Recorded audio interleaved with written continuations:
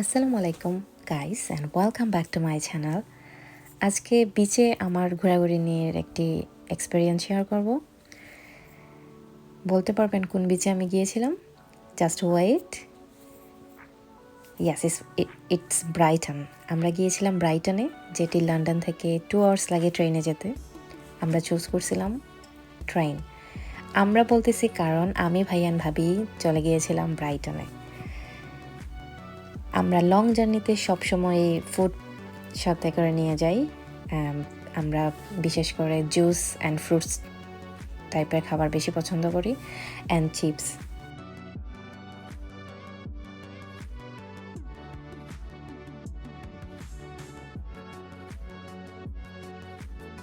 Brighton station এত সুন্দর ছিল, মাশাল্লাহ।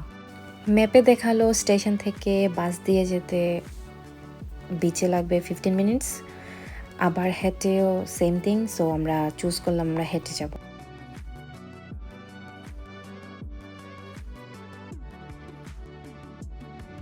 যতই সামনের দিকে যাচ্ছিলাম ততটাই এক্সাইটমেন্ট কাজ করতেছিল, কারণ সমুদ্র আমার অনেক বেশি ভালো লাগে। আমার সবসময় ইচ্ছা করে যদি আমার সমুদ্রের কাছাকাছি একটা বাসা থাকতো, খুবই ভালো লাগতো। এভরিডে আমি সেখানে যেতে পারতাম। সো ভিউটা জাস্ট ওয়াও, মাশাল্লাহ। আর সমুদ্রের গর্জনটা শুনতে কী যে ভালো লাগতেছিল। যদিও ইউকের বেশিরভাগ সমুদ্রগুলো স্যান্ডি না, সেগুলো রকের, বাট তারপর আলহামদুলিল্লাহ আমি আসতে তো পারছি। আমার সমুদ্রের সাউন্ড শুনতে এত ভালো লাগতেছিল।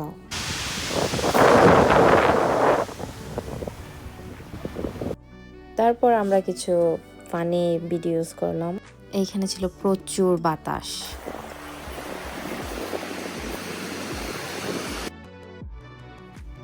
সব থেকে ইন্টারেস্টিং থিংস ছিল সিগল, যেটাকে বাংলায় গাংচিল বলে।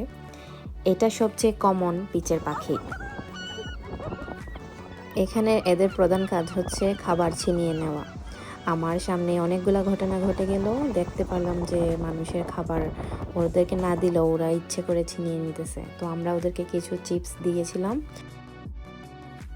তারপর আমি একটা ভাইরাল ক্লিপ নিলাম। 1, 2, 3, 4